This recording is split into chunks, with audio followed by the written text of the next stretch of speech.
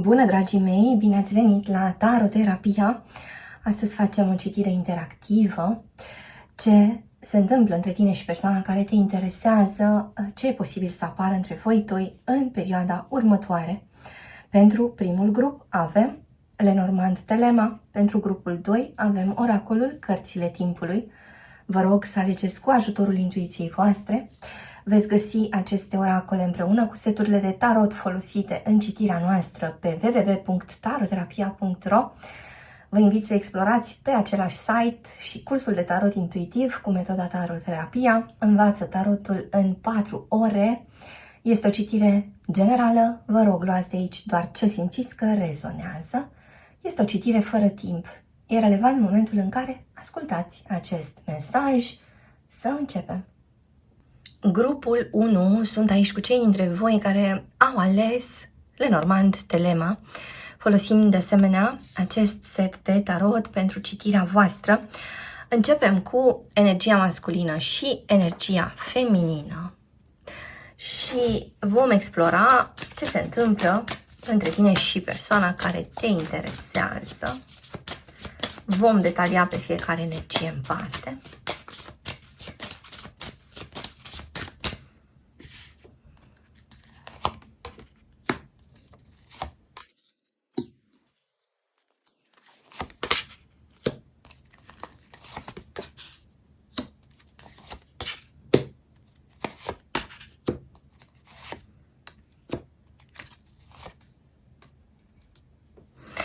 Iată o conexiune în care se apropie ceva relevant. Avem un soi de veste mare care urmează să intre în scenă. Avem un soi de evenimente care se precipită.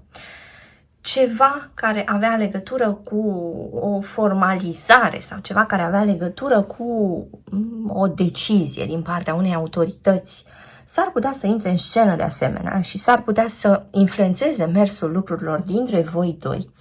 Energia feminină se pregătește de o schimbare. Energia masculină pare să fie cam apăsată, cam provocată de niște aspecte pe care nu le-a prevăzut.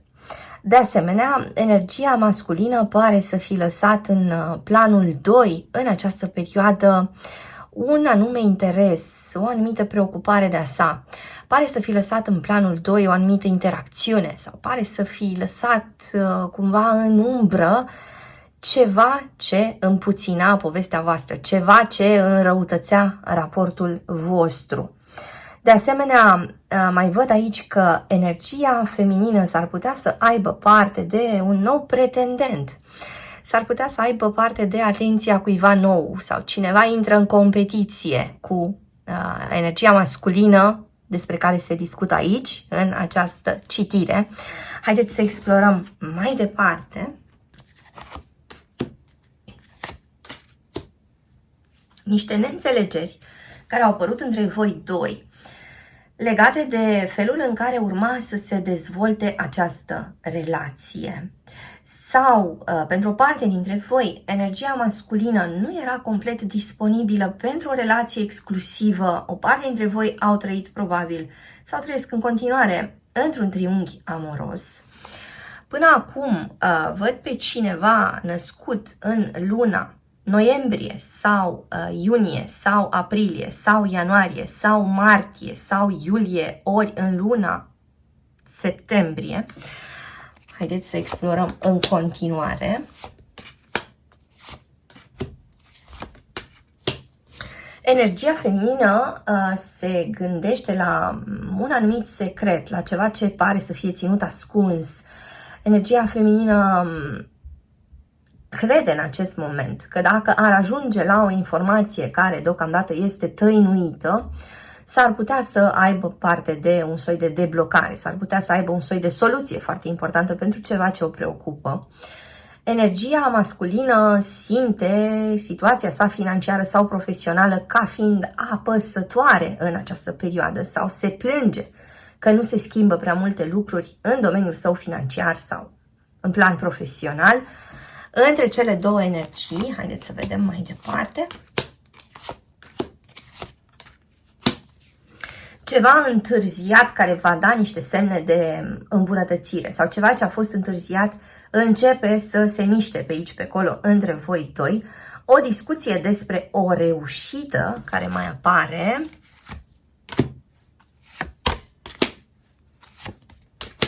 În casă o atmosferă destul de bună, o atmosferă serenă.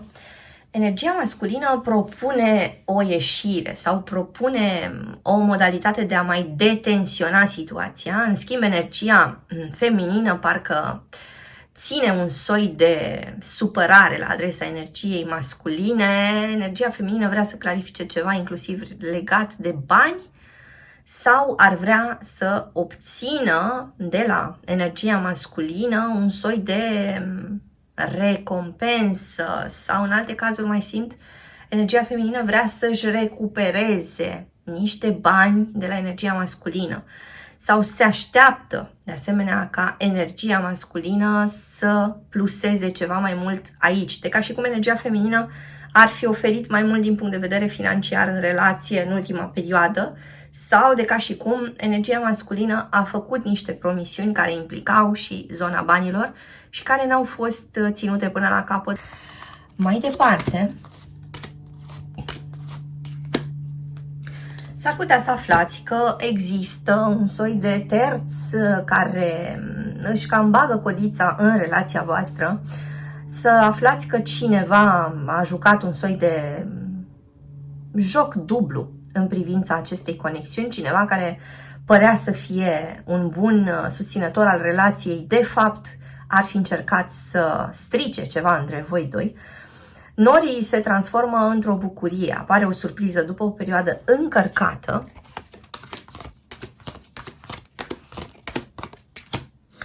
Ceva semne la început mici, timide, după care din ce în ce mai dezvoltate, referitoare la angajament, referitoare la căsătorie sau la o logodnă sau la ceva serios ce este discutat din nou și ce trebuie dus cumva către o anumită formalizare.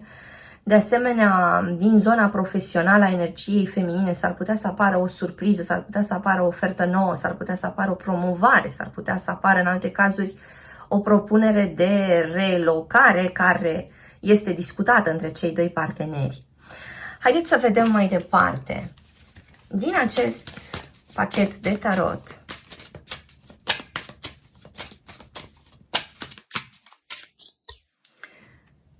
ce-i cu această persoană? Care este energia sa vis-a-vis de tine, ascultătorule? Care este energia ta vis-a-vis de această persoană? Iată, vorbim despre cineva care vrea să pună lucrurile la locul lor. Cineva care privește către tine, ascultătorule, printr-o imagine idealizată, mai ales o imagine feminină idealizată. Adică vorbim despre cineva care observă sinceritatea ta și observă profunzimea sentimentelor tale, de ca și cum această persoană într-o perioadă dificilă are parte de ajutorul tău nesperat, are parte de suportul tău chiar mai mult decât s-ar fi așteptat. Și atunci e ca și cum această persoană începe să îți picteze din nou chipul într-un mod idealizat. Această persoană reușește din nou să te pună cumva într-un soi de tablou sau chiar de icoană. Asta înseamnă că această persoană începe să-și schimbe punctul de vedere față de tine, începe să îți acorde un soi de premiu pentru meritele tale. Merite care au legătură cu salvarea, să spuneam, sau cu ajutorul pe care tu îl oferi, deși n-ai fi avut nicio obligație să faci lucrul ăsta, sau ți se cere de la această persoană să faci ceva mic, ascultătorule, și tu vei reuși să faci și alte lucruri pe lângă și deci această persoană pare să rămână foarte, foarte surprinsă. Și începe să se raporteze la tine într-un mod diferit și începe să își dorească, de asemenea, să te convingă de prețuirea sa sau de actualizarea acestei prețuiri. O persoană care are în minte ceva concret vis-a-vis de tine. Și vorbim despre cineva care de asemenea ți-ar propune o întâlnire într-o noapte în care luna e foarte vizibilă pe cer. Haideți să vedem ce semne au apărut până acum. Avem pe cineva din Pești, pe cineva din Taur, pe cineva din Rac, Balanță, Scorpion, Vărsător, Fecioară, Gemeni. Avem persoane care s-au întâlnit sau și-au formalizat relația în martie, mai, august, octombrie sau noiembrie. Vorbim despre persoane născute pe timpul nopții. Mai vorbim de asemenea despre persoane care sunt născute într-o dată care conține cifra 6, cifra 3, cifra 2, 0, 7 sau 8. Haideți să explorăm mai departe. Din partea ta, ascultătorule, ceva vine la lumina zilei, ceva vine să compenseze o supărare din trecutul recent, ceva se unește sau se reunește. Simt de asemenea că vorbim aici despre două persoane care au o foarte bună compatibilitate, în primul rând în plan emoțional, dar și în plan erotic.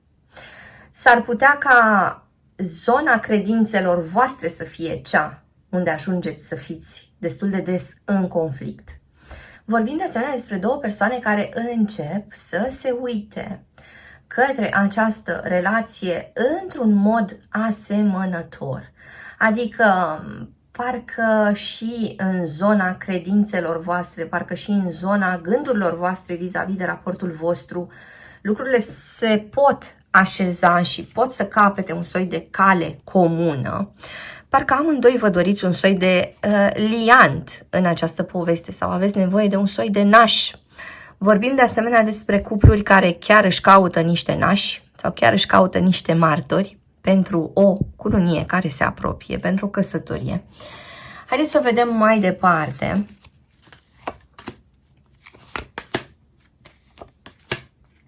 Cineva dintr-un semn de foc s-ar putea să manifeste o gelozie aparte. Cineva dintr-un semn de foc vis-a-vis de cineva dintr-un semn de pământ. Vedeți cum rezonează cu voi.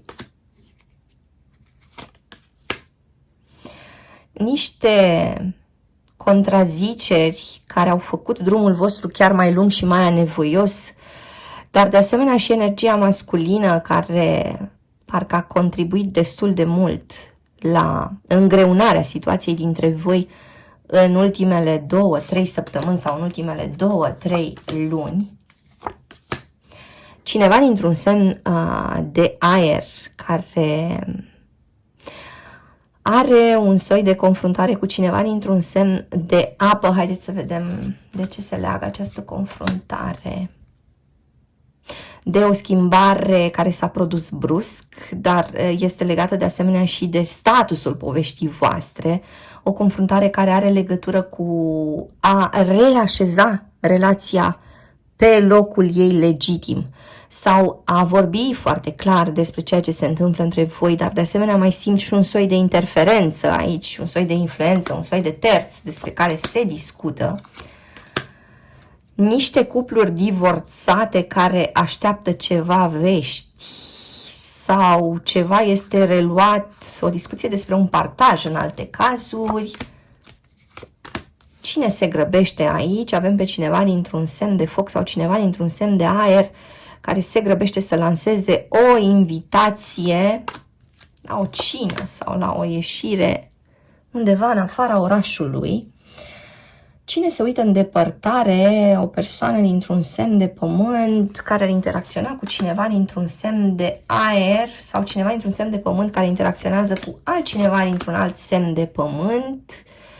Ceva s-ar putea să se dezlege, cineva care se tot ascundea, parcă vine foarte clar și începe să vorbească. Cineva care se bucură, haideți să vedem care este motivul acestei bucurii. Motivul bucuriei este legat de cineva din Berbec, din Săgetător, cineva din Taur sau de asemenea cineva din Rac sau cineva din Scorpion, o posibilă reîntoarcere sau o propunere de a repara relația. Niște copii, se vorbește despre niște copii în această conexiune, dar de asemenea și o persoană mai în vârstă care oferă ceva sfaturi valoroase pentru voi doi. Iată pe cineva care se grăbește către a scrie un mesaj, cineva care parcă te așteaptă cu masa întinsă sau din nou avem o invitație undeva la un prânz, la o cină sau cineva care îți gătește ceva, ascultătorule. Parcă îți toarnă și ceva în pahar. O persoană dintr-un semn de pământ sau o persoană dintr-un semn de aer care dorește o explicație cât mai urgentă. Discuții legate de niște îndatoriri casnice. Cineva din Fecioară, Leu, Gemeni, Pești, Săgetător, care ar putea să aibă un semn de la o persoană din trecut. Un mesaj, o propunere, o ofertă, o invitație, o sarcină. O sarcină sau ceva complet nou care apare la orizont. Cineva cere îngrijiri medicale, cineva are dureri de cap sau frisoane. Vorbim de asemenea despre o persoană din Vărsător sau o persoană din Capricorn sau o persoană din Balanță sau o persoană din Gemeni care va culege ceva roade împreună cu cineva dintr-un semn de pământ. Cineva se dezleagă dintr-un soi de autopedeapsă. Cineva este din perioada de izolare și s-ar putea să facă o propunere destul de serioasă. Îți mulțumesc că ai fost cu mine astăzi, te aștept și data viitoare. Între timp, hai pe www.taroterapia.ro. Găsești aici cursuri de tarot cu metoda taroterapia, citiri personalizate, seturi de tarot, oracole, cărți și alte surprize. Dă un like, lasă un comentariu și abonează-te la acest canal dacă ți-a plăcut acest video, iar până data viitoare, să ai grijă de tine! Sunt aici cu cei dintre voi care au ales acest oracol, cărțile timpului. Vom folosi de asemenea pentru citirea voastră tarotul păgân. Ce urmează să se întâmple între tine și persoana care te interesează? Ce e posibil să se întâmple în perioada următoare între voi doi?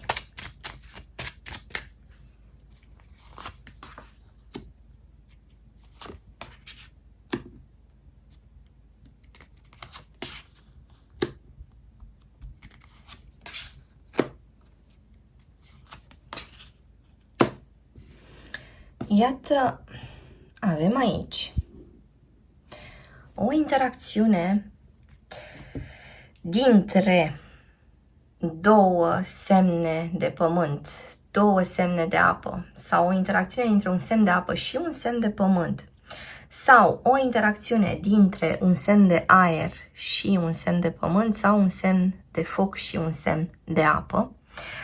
Vorbim aici despre o conexiune în care lucrurile se întâmplă repede, urmează să se întâmple foarte, foarte repede. Pentru o parte dintre voi s-ar putea să existe niște evenimente destul de importante între o zi și 7 zile din momentul în care ascultați această citire. Pentru o altă parte dintre voi există un răspuns pe care voi îl așteptați de cel puțin 6 sau chiar 8 săptămâni și care s-ar putea să vină în perioada următoare. Avem de asemenea pe cineva care urmează să primească o veste importantă de la cineva în Scorpion, Balanță, Gemeni, Capricorn, Pești sau Vărsător. Mai observ aici de asemenea persoane care sunt născute în următoarele zile, luni, sâmbătă, vineri sau marți. Mai avem conexiuni care s-au format în luna iulie, în luna septembrie, în luna mai, în februarie, în ianuarie sau de asemenea în luna decembrie. Așadar, din partea energiei feminine, avem o dorință de armonie.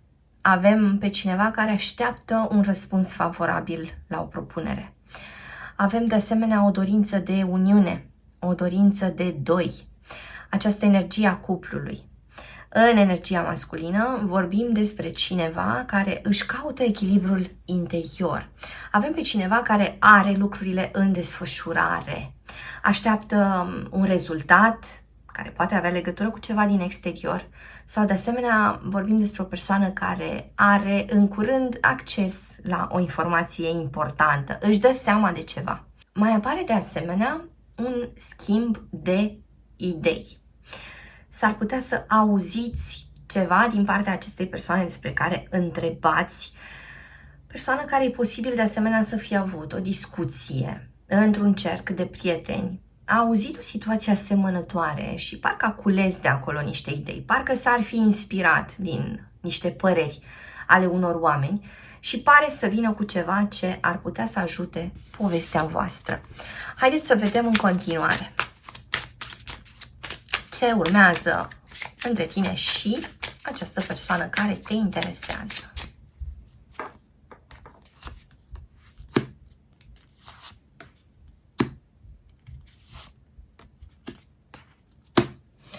Avem aici o persoană care îți vorbește despre mașina sa. Cineva vrea să-și schimbe mașina sau cineva vrea să facă niște îmbunătățiri. Sau cineva vrea să te invite undeva folosind mașina sa. Sau cineva dorește să-și cumpere ceva anume pentru mașină și parcă sunteți amândoi implicați în această discuție sau în această negociere. De asemenea, o zonă de trafic intens pentru o parte dintre voi. O întâlnire într-o zonă de trafic intens.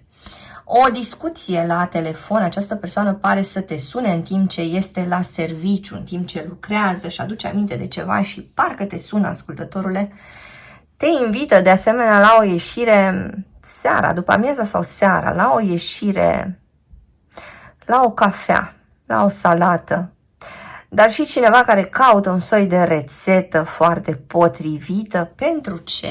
Haideți să vedem. Pentru ceva ce a spus și a spus pe dos, pentru ceva ce a făcut și a făcut strâmb greșit, pentru ceva ce și-a închipuit și care a pus prea multă presiune pe povestea voastră, cineva care s-a dus cumva cu imaginația mult prea departe și a cerut de la tine ceva aproape imposibil. Haideți să vedem mai departe.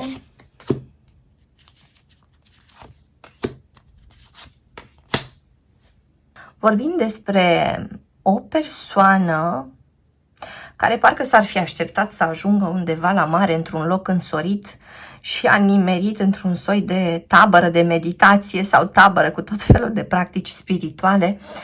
Cineva care consideră că a început povestea voastră într-un anumit ritm sau într-un anumit stil și povestea voastră s-a transformat între timp în ceva dramatic sau au apărut niște confruntări și niște dureri în fiecare dintre voi, parcă, la care această persoană nu s-ar fi așteptat. Sau, de asemenea, o anumită întâlnire pe care voi ați avut-o, probabil să-i fi provocat acestei persoane un grad de disconfort în urma ceva ce a auzit de la tine sau în urma unei atitudini de-a ta, ascultătorule, sau, de asemenea, în urma unei expresii pe care a văzut-o pe fața ta. Această persoană pare să digere destul de greu ceea ce a trăit cu această ocazie. Haideți să vedem mai departe. Cineva care parcă aleargă prin jurul casei tale, cineva care stă, așteaptă, parchează, observă, se uită în stânga, în dreapta, dar stă cumva și pe gânduri, da? De ca și cum această persoană se gândește că ceva a fost îngropat prea devreme, ceva a fost închis prea devreme sau nici măcar nu ar fi trebuit să fie închis. O persoană care parcă le cere explicații de la divinitate. cineva care a trecut printr-o pierdere și neacceptând această pierdere, parcă se ceartă cu divinitatea. Oarecum rezonează cu voi. Haideți să vedem mai departe ce ar putea să apară în această conexiune.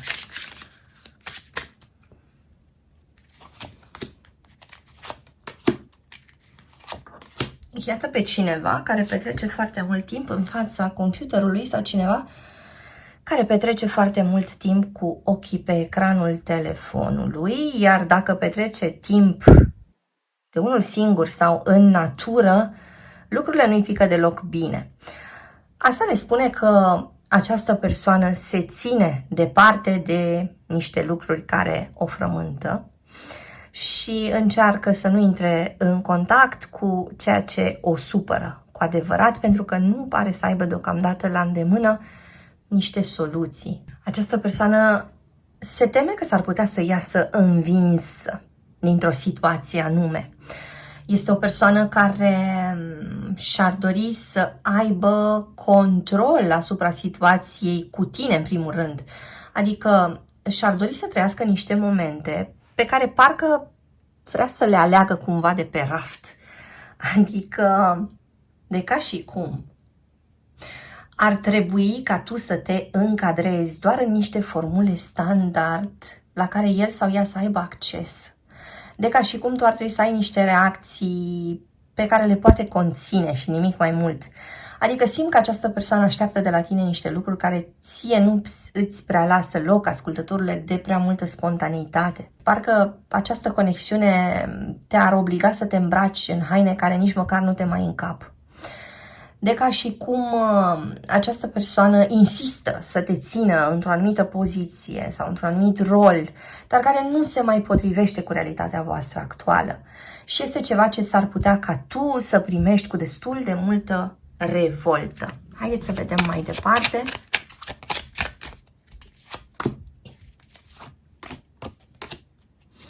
Iată, din când în când simți că trebuie să înfrunți această persoană cu toți demonii săi. E ca și cum această persoană s-a temut să-și înfrunte proprii demoni și atunci ei ies la suprafață și e ca și cum tu trebuie să gestionezi tot ce iese din el sau din ea.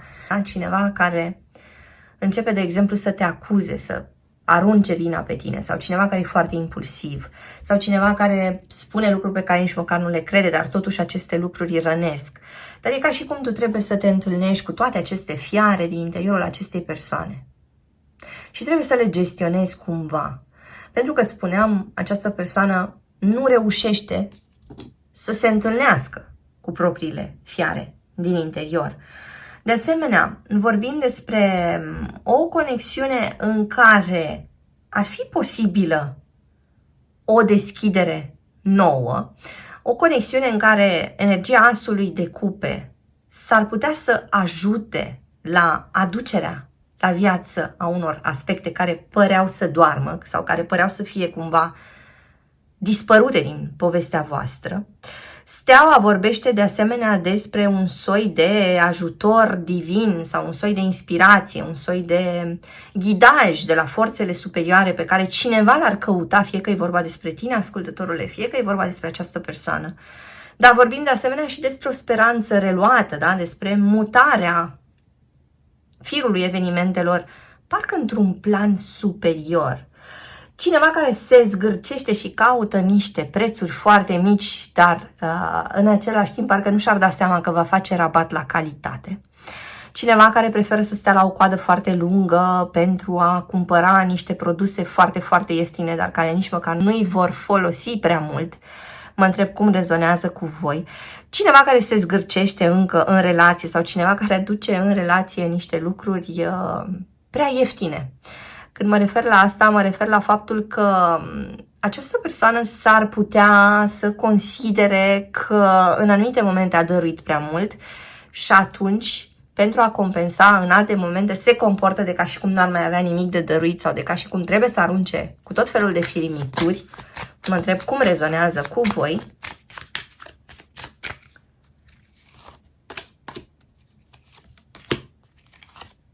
cineva are un somn foarte agitat sau nu se simte bine, mai ales pe timpul nopții, trebuie să se ajungă la o concluzie. Este genul de conexiune care are nevoie în perioada următoare de o concluzie importantă. Are nevoie de un punct în care lucrurile să se deblocheze. Are nevoie de un moment de relaxare sau de detașare pentru a putea privi lucrurile dintr-un unghi diferit. E ca și cum fiecare dintre voi acum se uită la situație de foarte aproape. E ca și cum reușiți să vedeți doar anumite lucruri, dar dacă v-ați îndepărta puțin și v-ați uita dintr-o altă perspectivă, s-ar putea să vedeți niște lucruri noi și neașteptate. Îți mulțumesc că ai fost cu mine astăzi, te aștept și data viitoare. Între timp, hai pe www.taroterapia.ro. Găsești aici cursuri de tarot cu metoda taroterapia, citiri personalizate, seturi de tarot, oracole, cărți și alte surprize. Dă un like, lasă un comentariu și abonează-te la acest canal dacă ți-a plăcut acest video, iar până data viitoare, să ai grijă de tine!